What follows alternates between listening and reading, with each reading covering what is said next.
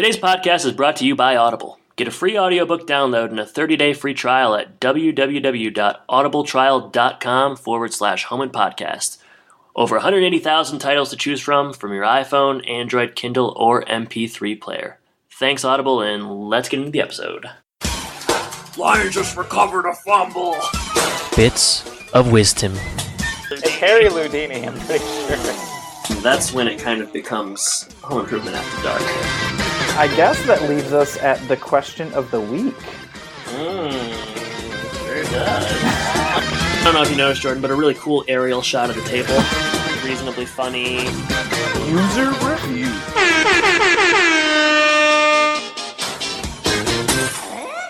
Does everybody know what time it is? Home Impodcast time. That's right. Binford Tools is proud to present the Home Improvement Podcast. My name is Adam, and you all know my co-host, Jordan Lyons.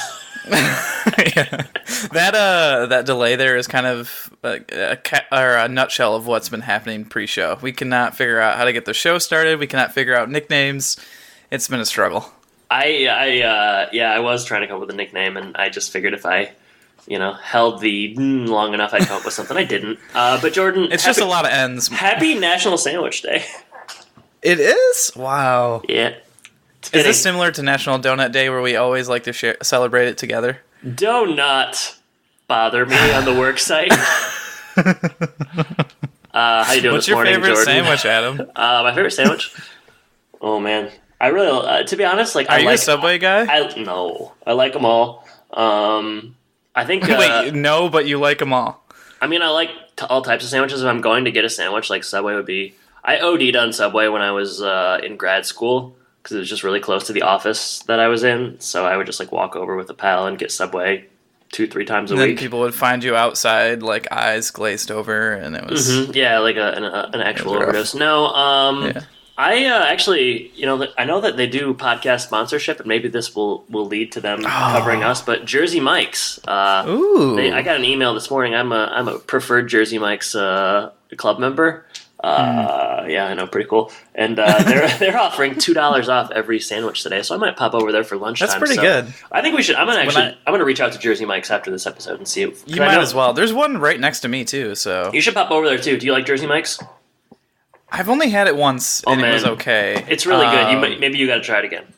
Yeah, I had it in the airport, so I think that was probably less quality. I mean, yeah, nothing at an airport is going to be as good as it is. My favorite is Mancino's, but obviously that's only really the last Michigan. time I had Mancino's was with you about 4 years ago, so I can attest to the fact that you do love Mancino's. When I was home in the summer, I got it 2 or 3 times while I was there. So. Yeah, I think it's okay. I love it. It's my favorite. You love it, man. Well, Be careful. Be careful what you say. Happy National Sandwich Day to everyone. By the time this comes out, it will have passed, but I hope that you celebrate it in a very special way. These days are getting out of control. I know I'm not the first person to say this, but I mean... Talk Like a Pirate Day, National Sandwich Day, Siblings Day. High Five Day, Dog Day, High Five Day. Yeah, High Five Day. We missed that one. I'll let you know next year. When's National Home Impodcast Day? That's every Wednesday, baby. Oh, yeah. Speaking of Home Impodcast, Home Improvement, you wanted to talk a little bit about roller coasters or something? That was kind of unclear. Oh, man. I'm a little unclear. Well, this was very tangential, just tying certain things together. But, right now, I live near Disney World. They're revamping everything. They're making Star Wars areas. They're making Pixar areas. And I was wondering... first of all, I was upset because there is no news about a home improvement themed attraction, which is just mind-boggling. And then I was wondering, what could we should come up with some sort of plan, submit it to Disney, and get them to make a home improvement attraction. So, are you with me? Coffee time. Yeah, coffee time. This episode is sponsored by Mr. Coffee and Audible. Jordan, I'm very much with you, and I very much echo what you said. I mean, sure, does it make sense to have a Guardians of the Galaxy ride? I suppose the movie, it makes some money, but also Home Improvement's made more than its fair share of cash over the years. So, yeah, and it's very popular right now. It's obviously very popular right now. People, it's aged well, and people are very much. If our download numbers yesterday are any indication of how popular it is, yeah, I think also Tim Allen's politics have really helped Home Improvement age. All right, so let's talk a little bit about this potential. Are we thinking a ride? Just a ride, right? Well, yeah. I mean, I guess it would have to be an attraction. Maybe. When's the last time that you've been on like a Disney World attraction? I don't do roller coasters. No, it doesn't have to be a roller coaster. Okay. Last time I was in a Disney thinking World, of like, there's like the teacups. There's everything like those. I went to Disney in 8th grade, and certainly not to the extent of you, but I do enjoy the experience down there. So I have a fondness for several of the rides, and perhaps sometime moving forward we talk about those rides more specifically. But in terms of a potential home improvement ride, well, I think you have to do something. I think you have to be at the Tool Time set. Yeah, and you can't go home. I think that okay, here's what I'm envisioning. All right. So basically, you are an audience member at the Tool Time set.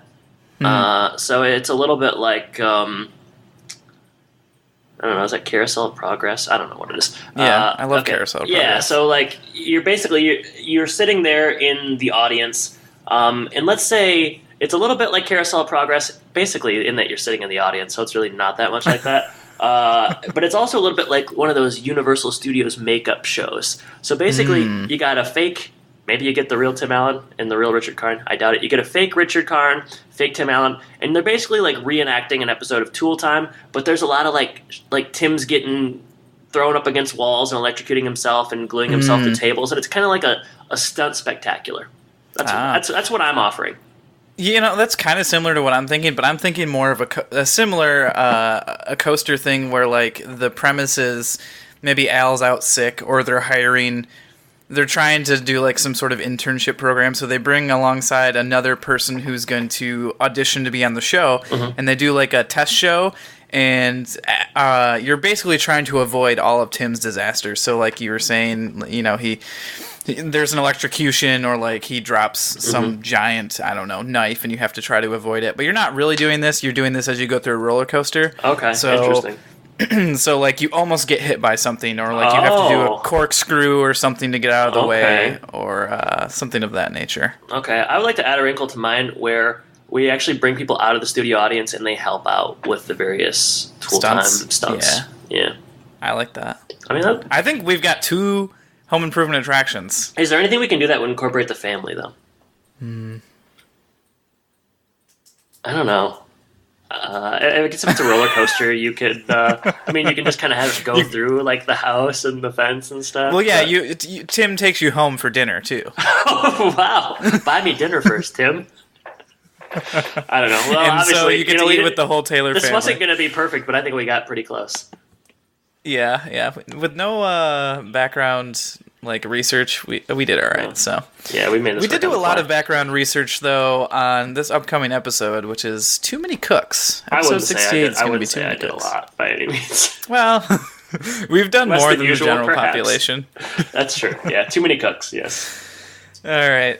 This one's written by Bob Bettinson and Bruce Ferber. They did Dollars and Cents, which was just a great episode that taught us that you should give kids money to invest, and decide what they want to do with it, right? Isn't that what that one was about? I like the scene with the frying pan at the end. That was really funny. All right, this one aired probably, but no, I do like frying pan humor though. Yeah. March 16th, 1994. Lots of plot keywords. The only one that was interesting to me was poultry. I just like the idea of all these different TV shows and movies with poultry being a big central figure. Yep. Didn't find anything in particular about like interesting movies on there, but I do like the idea of it. So, anyways, that gets us into alternative titles. And you said you've kind of pared it down. You didn't have 7 or 8 this time. My you only got 4. Last week. I said that I was going to have to maybe just cut a little bit or do some self editing, and I've been true to my word. So yeah, I only have 1, 2, 3, 4. Cool. They're all bad though, so yeah, and my quality is definitely low this week, but I've got 3, so not a crazy amount. Yeah. So the episode title is Too Many Cooks. I'll just start with I bet you have one very close to this, but yeah. Can't take the heat. Yeah, food puns. Mine is serially selfish. Serially selfish. Where's the cereal come into play? Cereal as in, like, just a food product, and then Okay. Just the like fact that Tim is selfish again in another episode. Yeah. Okay. All right, here's another one. Arkin slaughtered. That sounds like a scary movie. I know, yeah. It's a Ooh. backwoods Arkansas tale, yeah. All right, they said this in the episode, but I have to say it. This land is Boreland. This Yeah. land is my land. It's a good one. Not altogether original, but here's one. You quack me up. All right, my last one is near and dear to our hearts. Just a movie in a franchise that we really love, but Crush Hour. I mean, yeah, it's good. I don't know. It's really good. My last one. This actually describes my viewing experience when watching this one. Nodding off. You know, the nod. Yeah, he got lots of nods. Yeah, I don't act like the nod is something that actually exists in the world. Yeah, I don't think people ever say that, but they do in this episode, so... Speaking, let's get into it. Let's get into it. Plot synopsis by Skagary66. Ooh. Al and Tim are asked to guest host Cooking with Irma while Irma is out of town for a week, but Tim chafes at suddenly being Al's assistant. Meanwhile, Randy needs advice about a girl he likes. Yep. That's it. That does it.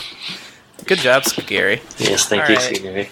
Do you want me to open? I mean, I can open, but not a lot of notes here. So You're not gonna finish. You're not gonna close. ABC's always be closing. All right, so we open on Tool Time, and we get your titular line. This land is Boreland, is how Tim kind of opens the episode, and it was probably one of the few jokes in the episode that worked for me. This episode of Tool Time, they're talking about car alarms or just like car security, car security measures. It's something we spend a lot of time thinking about, really. Yeah, I suppose this would have been the early days of car alarms. I mean, I guess I don't know. They act like it's kind of a new sort of novel thing. Although the car alarms that they use in this episode don't really exist in the real world, as far as I could tell. But they do some bits with various car alarm measures. I didn't really write them down. It's a very, very long. It's a very, very long scene. It kind of closes with Tim has they have a car right there in the set, and Tim has he's set up a special alarm that when Al kind of stealthily tries to walk up to the car, it says "Back away, flannel man." So, back away. I mean, I skipped over a lot there, but I just didn't. I don't know. None of it seemed important. What you skipped over was like a really big steering wheel lock that he had custom made for like a monster truck. It's just this scene is just like it was just so long and it just wasn't that funny. So there was a fart joke about like cutting off gas. Yeah, and then there's a butt crack joke later on. It's like, did I write this when I was 6 or something? Like who's doing this? Bruce and Bob. Yeah, a couple of dudes just cracking up about butt cracks. Yeah, that's really the opening scene. It's bad. It's bad. I didn't like it. Yeah, it's not funny. You can say you don't have much notes, but that's perfectly fine with me. So we'll move on to they move on to after the show. This is where things get a little bit logical, a little bit more logical. A little bit more logical, but also not at all logical. Kidding. I'm just kidding. The impetus here is it doesn't make any sense. But yeah. So Tim. Well, yeah. So it's after show. And they start like rolling in this new set. They're rolling out the Tool Time set, which we've never seen them do. But I didn't I didn't know that this was a thing. Like they've never mentioned this before, have they? No, this is a surprise. And it turns out that this little studio hosts Cooking with Irma. So we see a bunch of older women start to come in, getting ready for the cooking show. And it seems like Tim and Al have a really good relationship with Irma. They go over and they start talking to her, seeing how's it going, what's going on, what are you making. Irma gives Al a little taste of her ratatouille, and Al can taste all the spices and flavors in there because he's a chef in his own right. And we do find out that Irma's very excited. She has become a grandma. Her daughter just had a girl. It's just a very exciting time for Irma. But she's going to have to take some time off from the show. She's going to be gone for a week. And you know what? Instead of running reruns, Well, why don't we get these two car people to run this freaking food show? It's as if this exists in another reality where logic is the enemy, and I don't know. It doesn't. Yeah, I mean, it's so stupid. Like, I don't know where they thought this was like a good idea. It'd be okay. Here's the only way that would work is if it's a minute before showtime. You have the studio audience there, and Irma finds out her daughter's having a kid, and then Tim and Al just happen to be there, and like Al volunteers. And then it goes well, and then he keeps doing it. That's the only way that this works. And even that has flaws, but like what happens here? It's more believable. It's so stupid. She's like, "Yeah, will you fill in for my show for a week?" Like, come on. Have we heard of Cooking with Irma before? I feel like maybe we have. Have they mentioned that before on the show? I've heard of Hurricane Irma before. Yes, I'm sure you have. Yeah. Wasn't there something a couple seasons ago where what's the episode where there's a bunch of women in the studio audience? Oh. And they're like they come down. Maybe it was Cooking with Irma. I don't remember, but I had thought maybe I'd heard that before. If anybody knows, reach out to us and let us know, because I'm not going to be able to go back and find that out necessarily. You couldn't possibly. But I am curious. So, in any case, it's an absurd premise, and yet it's the premise the episode's built on. So, here's the other thing that I noticed at the scene. I think Irma has a thing for Al. Like, I wrote down. I mean, I won't say what I wrote down exactly because you'd have to edit it. But like, Al and Irma, I mean, there's some sparks there. There's some passion. Let's just say, Tim. If I were Tim, I might just kind of cut bait and get out of there because it seems like things are getting a little bit heated. Yeah, she wants him to host. She like grabs him. I took a screenshot of this, so hopefully we can share it on Twitter next week. She likes his joie de vivre, and I think I know what that translates to, Jordan. I don't know. If you can't take the heat, you can stay out of the kitchen. And there was a lot of heat between these two. I'm gonna do my Angela Patton, who plays Irma. I'm gonna do my little Does that bio mean like you have an impression of her that you're gonna do? It's a patent. Yeah. So Angela Patton plays Irma. 93 credits to her name. Passed away in 2016 at the age of 86. So lived a full life. Credits include Groundhog's Day. She played Mrs. Lancaster. She was a grandma in American Wedding. I don't know whose grandma, but I remember a scene because... Have you seen any of those movies? Probably not. No. Okay, all right. Well, there's a scene where they're really good. No. Oh, wait, no, I saw the first one, actually. Well, this is maybe the second. This is the third one. There's a scene where I believe it's Jim's grandma. There's something with the ring is in some dog poop, and Stifler picks it up, and the grandma, and they tell her it's a truffle, and then this woman says, "I love truffles, can I eat it?" And then Stifler has to eat dog poop. So it's a good scene. It's obviously... It's very similar to like the butt crack jokes from the opening scene of this episode. It's a little bit more disgusting. She plays Nice Lady in Red Eye, the flight movie. I can see her being a nice lady. Episodes of Curb Your Enthusiasm, Becker, X-Files. She's in Joe Dirt, Boston Public. I mean, she's Joe Dirt. Oh man, she appears to be a woman who came to acting a little bit later in life, I would say. But she did some cool I don't know, shows, and she's got good credits, Jordan. She's got good credits. So that's Angela Patton, and I buy her as a cooking show host, to be sure. Yeah, I think she does well. All right, so let's move on to the next scene. And we're at home with Randy and Mark and Mom. They come home from school, I'm guessing. Mom's sitting at the table.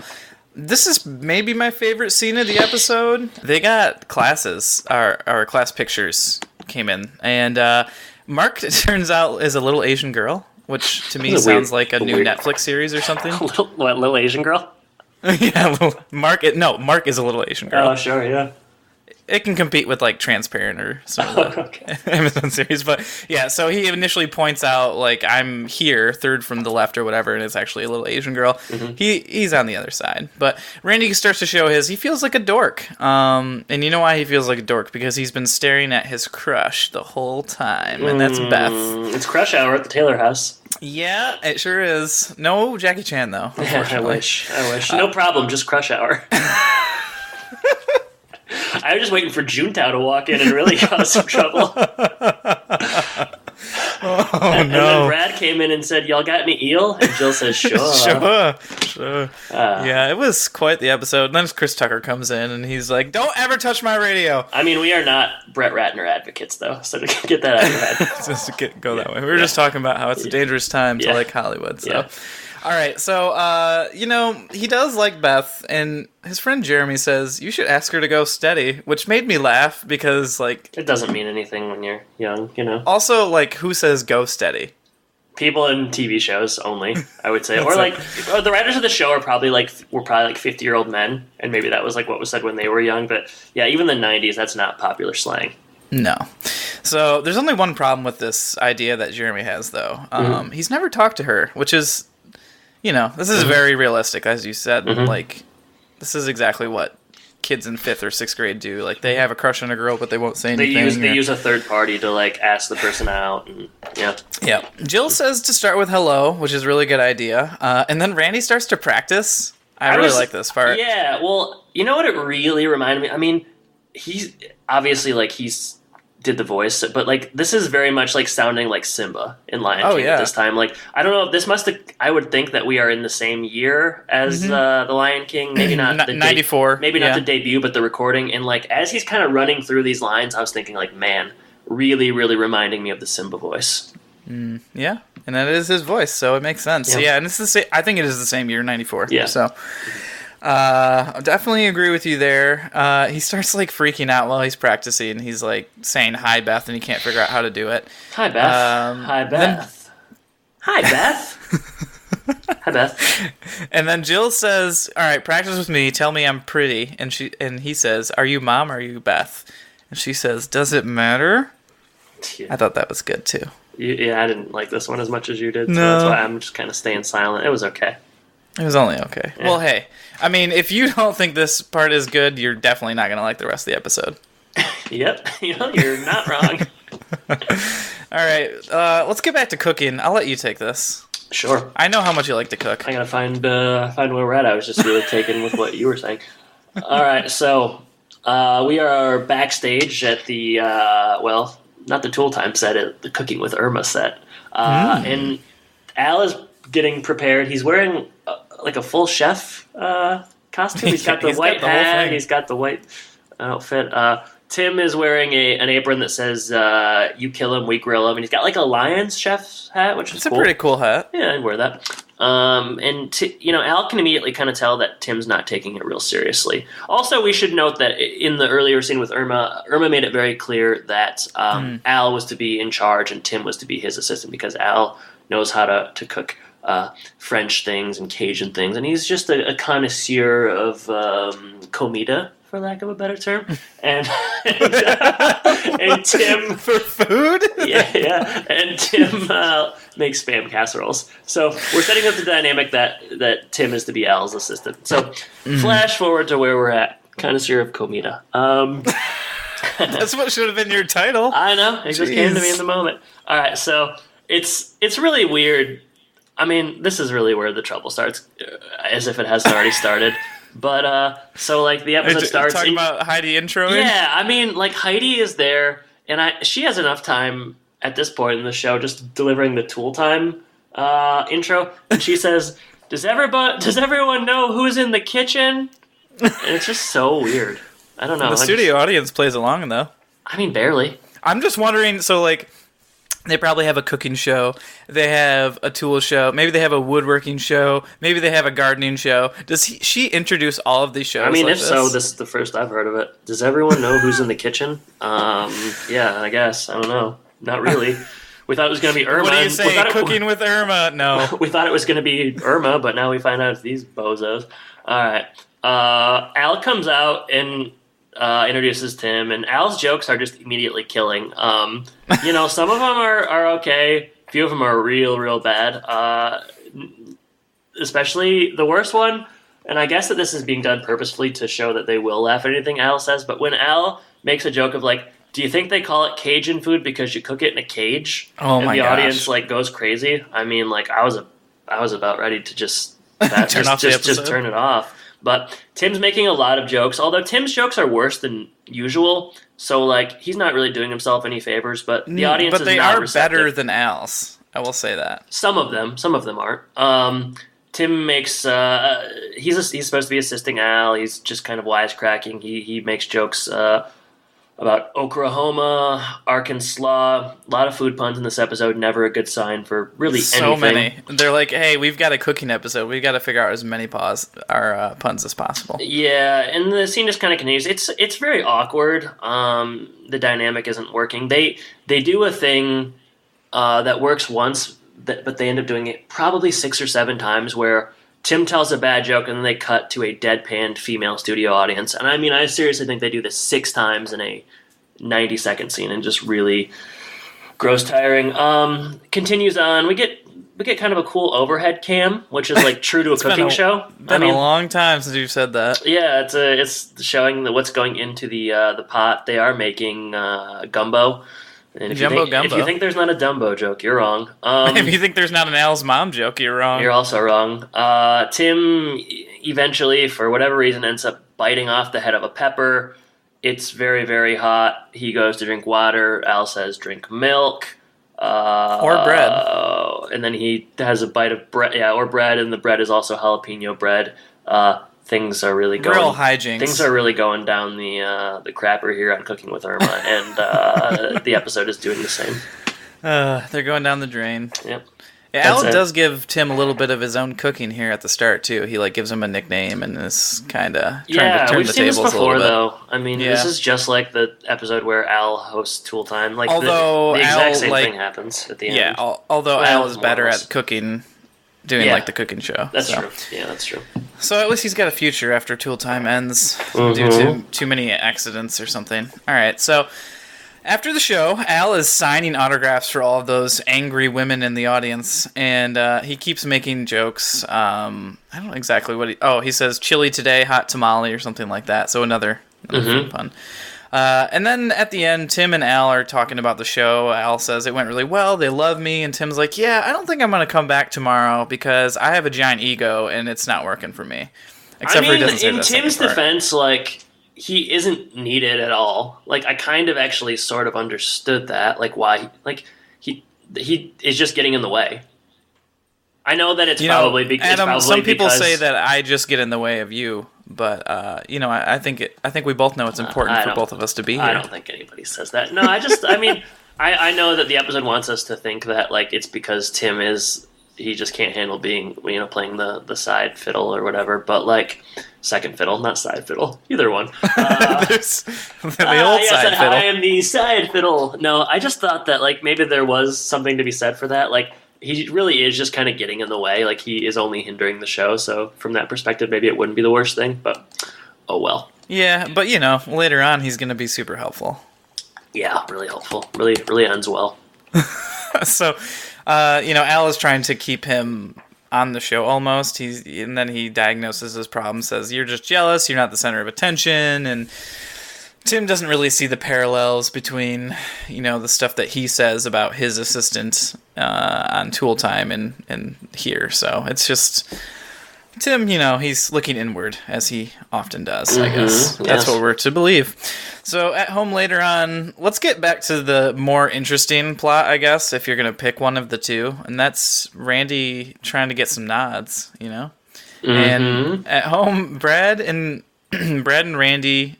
Brad comes in to tell Randy the good news.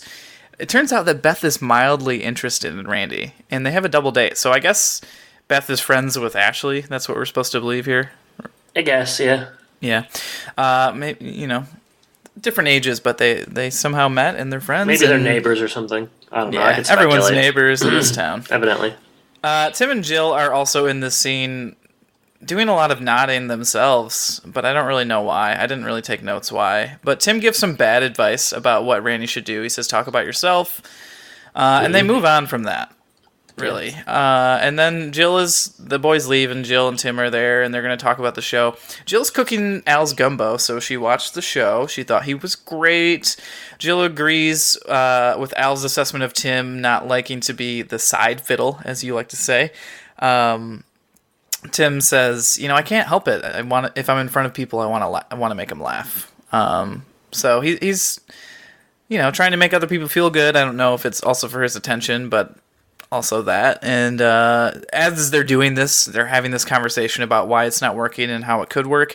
Tim is helping Jill with, he's being an assistant to Jill while she's cooking without him knowing it. So it's like, hey, if you just do this tomorrow, you'll be fine. And then he tastes her food and thinks that maybe he should just get a cookbook. Yeah, because she says she's going to teach him how to cook. Mm-hmm. So it's a real good scene. This really episode funny. Blows. I mean, really, really bad. All right. Let me find where we're at. Sorry. I was scrolling in IMDb. Later on, we're with the girls. Yes, and that is why I was doing so. So, yes, we are at home now, and it's Brad, it's Ashley, it's Randy, it's Beth, and it's hella awkward. It's so awkward. And they're just kind of sitting there in silence. Ashley and Brad are both kind of trying to get the ball rolling. Brad has all of a sudden taken an interest in his brother. Interesting. But yeah, I mean, they're trying to make conversation. I think Ashley says that Randy's very funny, and then Brad helpfully says, yeah, Randy's funny. Randy, tell a joke. And then Randy, he struggles with coming up with one, and then he says, I'm paraphrasing, not that it really matters. What do you call bad lemonade? Jordan, what do you call bad lemonade? Lemon lemonade. Oh my gosh, yes. That was actually the best joke of the episode, so no, I'm just kidding. It was pretty average. And nobody laughs, nobody gets it, and things continue to be very awkward. It's true. Brad and Ashley are really trying to make this relationship work, which is nice of them. Yeah, I don't really know why. I don't know. Now that Brad and Randy aren't in the same room, I guess they're just best of friends, so they try to help each other. All right, I'm going to do my bio on Beth. So Beth, real name Andy McAfee. How many credits here? 82 credits to her name. Some interesting stuff. A lot of voice work of late. So she was the announcer for 247 episodes of the TV show The Soup, which was I don't know if you've ever seen that show. It was on E, I believe, for a long time. Yeah. Yeah, so she did the announcing work for was that. Was that the one with... I think Joel McHale was on it in the end. Yeah, the guy from Community. Yeah, exactly. Yeah, so she did a lot of that. She did 56 episodes of Hey Arnold, playing the role of Phoebe. I don't know if you have familiarity with that. Do you watch Hey Arnold ever? It's been a long, long time. 17 episodes of Recess, playing Ashley A. Armbruster. Nice. And also a couple episodes of Boy Meets World back in 95. She plays Jennifer, and then she plays Melissa. So 2 different roles. Whoa. I like it when shows do that. You're not maybe gonna, a year later you're not going to notice. Maybe it's twins. Well, I was going to say she had dissociative personality disorder. So that sounds like a Boy Meets World plot to me. Sure does. But yeah, a lot of credits here, and she's still working to this day. So good for her. Good for her. Did you notice the coffee table in this scene? How it has the magazines perfectly. It has 9 magazines and 6 coffee books on it. Seems like too much. Yeah, I mean, those tailors love to read. They have a huge bookshelf in the back, kind of too. That's just full of books with all their encyclopedias. Yeah, I mean, evidently, I've never seen anybody read on the show, but they have a lot of options should they choose to do so. I will say, I think last episode or sometime recently, Randy was reading or something. It was when Brad came in with the locket. I thought Brad had to read David Copperfield. Well, that too, but Brad came in with the locket, and remember he asks, Randy decides that it's real gold. Yeah, he bites down on it. Yeah, he's reading when Brad comes in, so that's the only time we've seen them read. The book was probably upside down or something. Yeah, it's a comic book, actually. Jill comes into this awkward scene with some sugar cookies. She's trying to break the tension here, and talks a little bit to Beth about her mom, who is an aerobics instructor. Yeah. And turns out that Beth's mom doesn't like them to have sugar cookies in the house because it makes them fat. Yeah. So it makes Jill feel pretty bad, and she says, I'm going to go do some stomach crunches. Yeah, and she throws out the cookie. So she just wasted a whole cookie. Yeah, and then Randy follows with a big meltdown where he calls, I guess he's trying to say snickerdoodles? I think he's trying to say sugar cookie, and he says cooker, snoogie, and then booger cookie. Okay, yeah, well, he butchered that, and He needs some air. He says, it's hot in here, I need some air, I'm going to go outside, and he goes out to the side yard, and it's dark, and it's winter. He's not cold, but he seeks solace in a friendly neighbor. The neighbor's name is Wilson, and he throws a snowball at him, and let's play a clip. Let's do it. Oh, man. I am such a dork. Experiencing some adolescent angst, preteen Taylor? Oh. Sorry, Wilson. I just made a jerk of myself in front of a girl. Well, Randy Taylor, welcome to the tribe of men. I mean, I don't get it. I really like Beth. But ever since she got here, I've been saying really dumb things. Well, Randy, probably that's because you're sailing in unfamiliar waters. I'm sure the first time Romeo met a girl, he probably said some pretty dumb things, too. Hello? Right here. Oh. Did Romeo ask Juliet if she wanted a booger cookie? Now, that is a gaffe and a half. Yeah. I mean, maybe I'm not cut out for this romance stuff. Well, Randy, when it comes to winning the affections of a young lady, you might heed the advice of Thomas Herrick. What'd he say, Wilson? He said, to get thine ends, lay bashfulness aside. He that fears to ask doth be denied. So what you're saying is no guts, no glory. Well, very good, young Taylor. You know, there are those among us who wouldn't have picked it up that quickly. So I gotta keep trying, huh? Well, you may not have to try too hard. I think the lady's equally smitten with you. What makes you say that? Because ever since you came out back, she's been staring at you.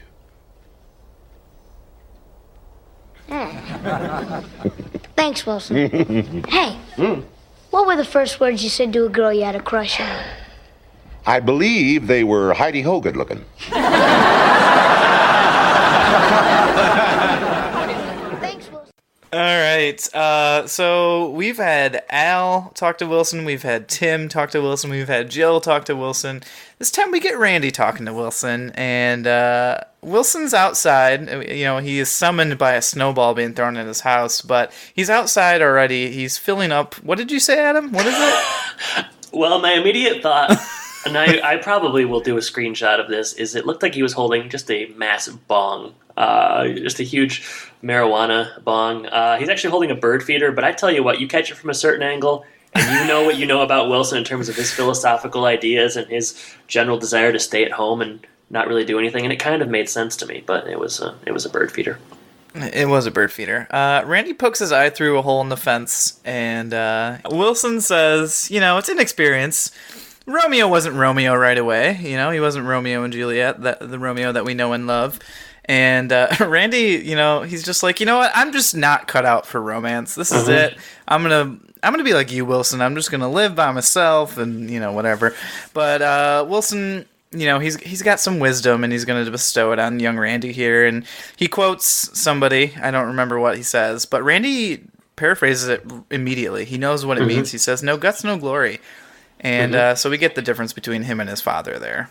Yeah. And Wilson says, hey, don't be so hard on yourself. If you turn around and look, Beth's been staring at you like a creeper this whole time. Ooh. And really builds up Randy's confidence. And as Randy goes back in to get some nods, woo his woman of the day, he asked Wilson what his first words to his crush was. And he said, Heidi-ho, good looking. Mm-hmm. So yep. It's Wilson through and through. It's something different. I didn't mind it. In terms of this episode, It seemed about as good as it was going to get. Yeah, you can't ask for much better than that. But, you know, Wilson in his own right was a Romeo with his howdy-ho good looking. And I was thinking, Romeo and Juliet, fascinating story. But also something, if I wanted to revisit it, you know where I would revisit it? If you want to learn more about the Montagues and the Capulets and a pair of star-crossed lovers, I would recommend checking out audible.com. Absolutely. Yeah, at that, I mean, Romeo and Juliet is just one of the over 180,000 titles that you can get on Audible. And for Home Impodcast listeners, we have a special offer. If you want to get a free download of an audiobook and a free month trial of the service, you can go to audibletrial.com/homeinpodcast, and you can get the book on us. So you're welcome. Yeah, Romeo and Juliet, men are from Mars, women are from Venus. Something about Steve Harvey and women. I know that there's a popular book out about that. There are options if you are looking for love and just can't find it like Randy. So Audible, Home Impodcast, do it up. Let's return to the episode. All right, so let's get back to cooking. Actually, Yep. They're gonna cook a duck. Al's wearing a beret. It's really just a great start to this Cooking with Irma episode. It's gonna be some French cuisine. You know, at first Al thinks he's going to be cooking by himself here because Tim said he can't do this anymore. So right. he's setting up as if he's going to be by himself.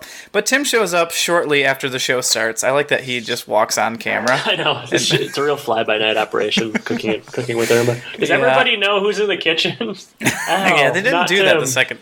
Yeah, they didn't do that the second time around for some reason. But Al is continuing to make puns, but Tim is over here just assisting. He's trying to play the Al role that Al, models for him every day on Tool Time. He even throws in "I don't think so, Al" at a suggestion. Yeah, Al doesn't like that though. I don't really understand why. Yeah, but the crowd does. Al makes a bad face, like it's offensive or something. Well, he's just playing the part. That's the thing about TV shows. It's acting whether you want to or not. Acting without the acting. I thought Al was just kind of irrational in this scene. I felt like it was really stupid. You mean just sticking his hand in a duck? I mean, just leaving it there? All of a sudden, the last time they recorded, it was like Al was kind of confident doing a good job. And then he immediately, the second Tim comes out and is, helpful, Al takes on the role of Tim in that he's very, cocksure and not interested in anyone else's feedback or advice and just kind of irrational.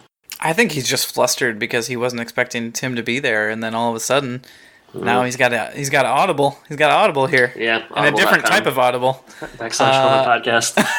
audibletrial.com/ I forget. Podcast. Yeah, so Al gets Tim to check on the oven, make sure it's at 350 degrees. Tim does say, you got to be careful. You don't want to overstuff your duck. And Al, shoos him off. He's like, I know what I'm doing. But he does get his hand stuck in the duck, and he tries to get it out. I feel like that wouldn't even be possible. It seems unlikely, but he does, and he shakes it off. It flies through the glass window that they have on stage there. And Tim signals that the field goal is good. So, do you think that this is kind of what Taylor Swift used as inspiration for her hit song, Shake It Off? You think that she went back to a 1994 episode of Home Improvement? Yeah, I mean, she's about our age, so she would have grown up with it, so it's in play. Yeah, I mean, maybe we'll ask her. Yeah, I don't know. I don't know. We've had trouble getting, the cast members of Home Improvement, but I have a feel like Taylor Swift would be more than willing to talk about the show with us. I can't think of a better PR stunt for her than this. I mean, it just logically just makes sense. The old Taylor is dead, so, we gotta get the new one. Yeah, well, Tim Taylor, Taylor Swift, they all that's merged a good way together. To draw her in. That's kind of our open. We're just like, hey, Tim Taylor, so on and so forth. I think I am lowering myself to the humor of this episode. All right, well then let's finish it quickly because there's only one other seat left. Yeah, okay. And it's at home. Tim and Jill are watching the end of this cooking show. They do that quite a bit in this TV show where they zoom out from the TV show and it's them watching. But Jill is impressed with Tim's performance. There is another food pun, some sort of banana split joke, and they say, "Where's Randy? It's 5:30. It's too late." But where's Randy? I don't know. School got out 3 hours ago. We're concerned. So Tim says he's probably getting more nods like I did when I was younger. And Jill said, "That's all you got." And then Randy comes home, and it turns out he got a kiss. Did you notice the very obvious, ADR, "I'm home" line? He very clearly did not say that in the moment. It was voiceover. Oh, no, I didn't. I think at this point I'm not paying attention. It's it's a completely different... it's hard to explain, but it was very much obviously put in post. It certainly wasn't Simba. No, it certainly wasn't. It sounded more like Scar. Adam, have we talked about our first kisses on this show? No, and we're not going to this episode. I had a feeling you'd say that. But yeah, Randy does get his first kiss, so it's a big episode for him. And things move quickly with Randy and Beth. I don't know. We'll see. Yeah, I don't know. This is just the beginning. She's in a couple more episodes, so I can say she'll be around for a little bit. But yeah.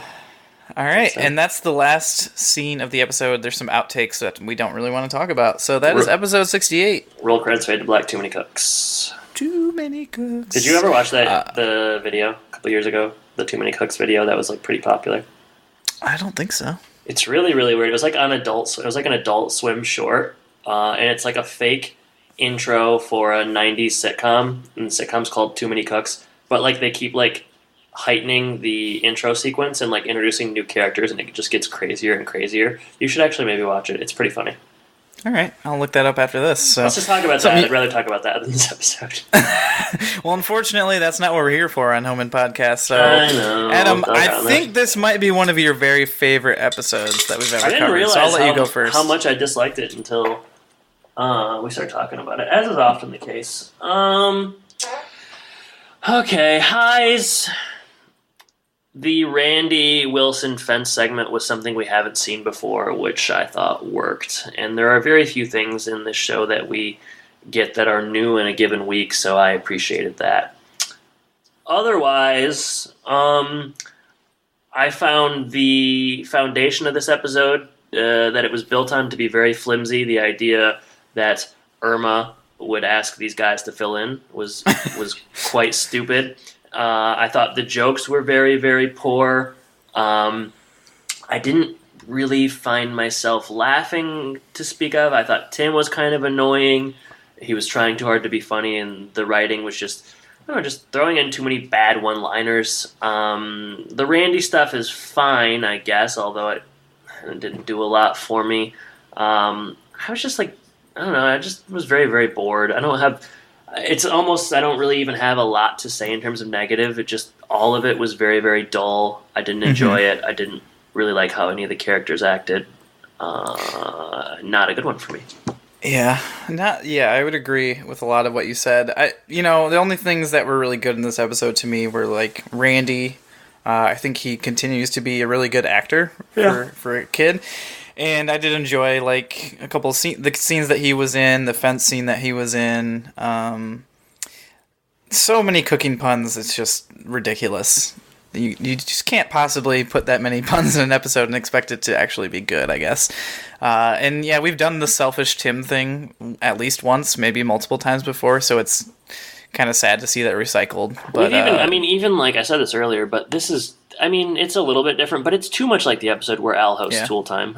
Really, like it's too close to that. I feel like. Yeah, and it doesn't make a lot of sense when you said this, where Al in the first iteration of Cooking with Irma is very competent and good, and then in the second iteration he just is all of a sudden flustered and can't do anything right. I don't know. Yeah, it's like he got a big hat or too big for his britches or something, but it's not great. It makes me want to get through this season. I was really thinking that around episode 19 or 20, when the end is in sight. I'm ready to get there. I'm ready for a fresh, clean slate here. We're getting close.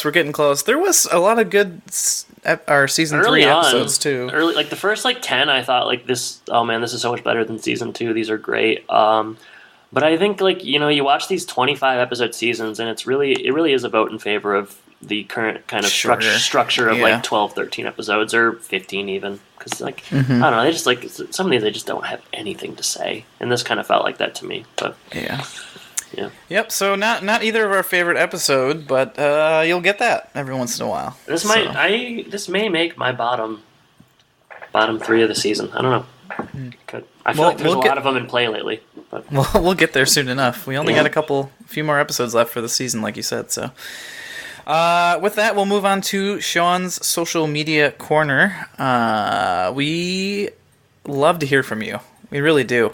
And if you'd like to reach out to us, you can do so on our website, thehomeimpodcast.com. You'll find also just a backlog of all of our episodes there, how you can sponsor the show, all the information about how cool we are, all that kind of stuff. You can also reach out to us on Facebook at facebook.com/homeimpodcast, and then we're on Twitter at homeimpodcast as well. If you'd like to support the show, you can do so for as little as $1 a month. You can go to patreon.com/homeimpodcast. You can also do a one-time donation at our website, or you can also support the show by going to audibletrial.com/homeimpodcast and getting a free audiobook and free trial there. So, with that, Adam, what's going on Twitter? What are you doing? What kind of polls are people voting in? Not much, I would say. So I made the classic mistake of having a poll be too specific to an episode, or having a poll that requires people to listen to our episode in order to vote, and thus I only got 5 total votes. It's related to our topic of debate in last week's fantastic episode. So did Habitat for Humanity actually build the houses featured in the app, as Jordan says? 5 total votes. I think 2 of them had to have been us. I mean, one of them was definitely me. 60% said no, 40% said yes. I still think that is perhaps one of the more foolish things that you've brought to the table on this podcast. But no, all right, fair enough. You don't think that there was I'm not saying those houses were the houses. I'm saying that they were actually doing something for Habitat for Humanity and then decided to make it into an episode. Yeah, I don't know. I still don't think. I mean, I think we beat a dead horse with this. I think when we get Tim on the show, we'll ask him. We always like horse noises. Did we announce our Christmas movie to everybody yet? Yeah, I know we did it. We did it on. We announced it on Twitter. We can remind everybody that we are doing the Santa Claus 2 for Christmas. And Jordan. So yeah, the poll obviously didn't work out, but I want to say a little bit more about Twitter before we move into anything else. So I would just say not really much news on Twitter front, but I'm really trying to get Patricia Richardson and or Zachary Ty Bryan to come on the show. And listeners, if maybe you could tweet at them, we could maybe if they see that more people care than just us, that maybe you reach out to them and suggest that they come on the show, or when I tweet at them, you like those tweets or retweet them, or anything to kind of generate some sort of even a small buzz to let them know that people would be interested in hearing that, and it's something that would be worth their time. That would be helpful. I think if we work together, we can achieve a common good. We are nothing without our fans, and we need your help. I mean, granted, I landed the Karn thing on my own, pretty much solo, and it crushed, but it hasn't been that easy since then. So, reach out to those folks and suggest that they come on the show, maybe. In terms of the Christmas episode, Jordan, we're going to do the Santa Claus 2. We're going to record it in early December, and it should come out sometime around the holidays. Is that correct? Yeah, it's going to be a 2-parter. We're going to break it in 2, because last time it was like 2 hours long. So we want to make it digestible for everybody. Right. And we're going to do that. And there will be a special release around Thanksgiving as well, because we'll be taking some time off. But we'll talk about that next week, I think. So.